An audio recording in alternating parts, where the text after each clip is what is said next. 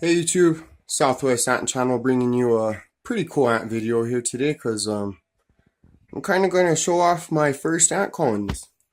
I got into ant keeping around, November, December of last year, so I kind of missed nuptial flight. The Ants Canada stuff kind of got me into ants, but honestly, channels like Paul Joel and Anthony Turner really inspired me into keeping ants for myself and documenting my experiences on YouTube. They're just a couple of regular guys, and hey, they're showing off their hobby. So, Paul, Anthony, if you guys see this, I'd like to thank you. So, yeah, I got into ants, December, Christmas time last year.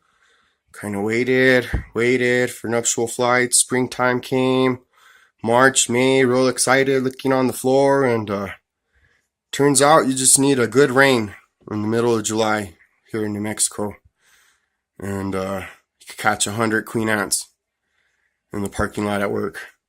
My buddy caught a few of these ants and helped me out with these. I caught a lot of them too. A few of them died, and we're down to 6 right now that I think are going to be successful. So let's check them out.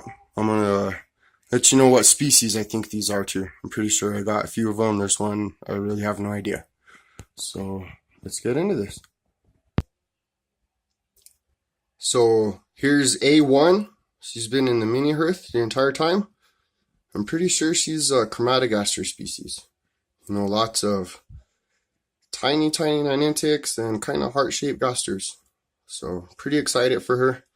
It's pretty dope. I put a toothpick in there just to help guide them into that world when they're ready to go out there. I haven't seen this colony feeding yet. I think I just noticed ninantics a couple of days ago. So they should be coming out. So she's doing really good. And here is A2. Also been in the mini hearth the entire time. And as always, she kicks ass. She had a ton of brood. I'm pretty sure they're all ninantics now. I don't see any brood starting an egg pile or anything like that. I have seen this colony in the outworld feeding on some honey. So hopefully she starts laying her next generation of workers soon. But this one was real exciting watching through the process of finding her colony. And here's A3, and she's the only queen I have that does not have workers, and she's actually the first queen I caught. I caught her in the parking lot here at my apartments when I was on my way to work in the morning. And I have no idea what species she was. The last queen I showed you in A2, pretty sure she's a Formica species. Sorry I didn't say that while I was showing her. But this queen, I really don't know what kind she is. I got a new phone, so you can actually see the red color she has. And she has a lot of brood.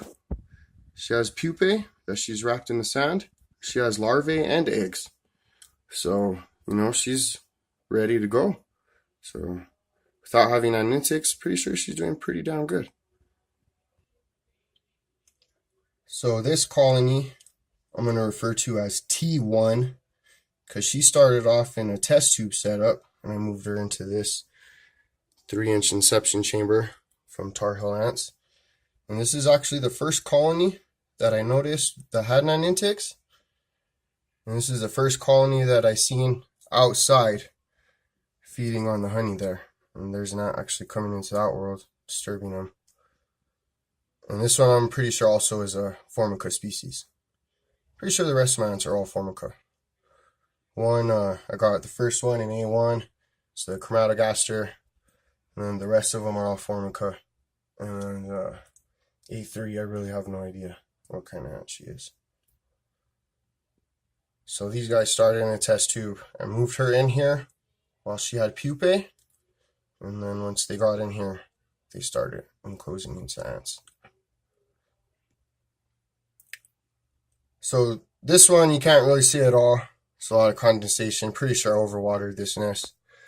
This is I ordered a 2-inch inception chamber, and Tar Heel Ants hooked me up pretty good and upgraded me into a 3-inch. So Mac, if you ever see this, thank you. But she has ninantics in there. I haven't seen any of them into that world. So like I said, T2, she started in a test tube.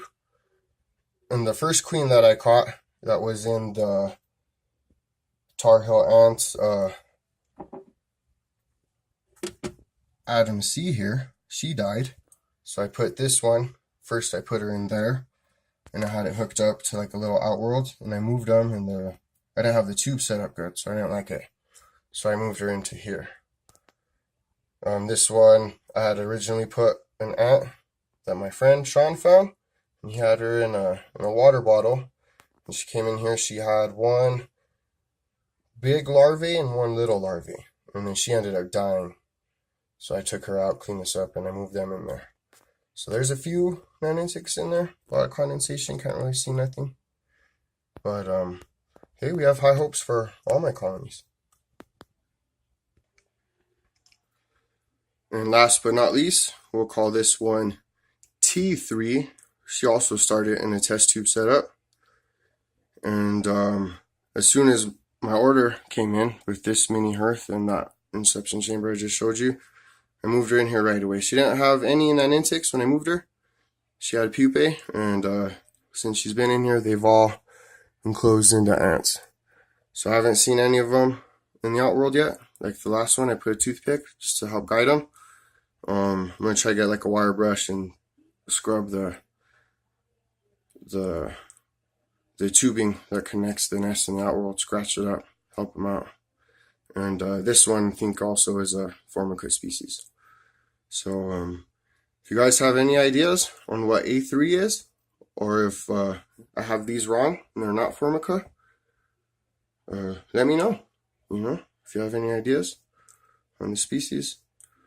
So these are my first ant colonies. Right on.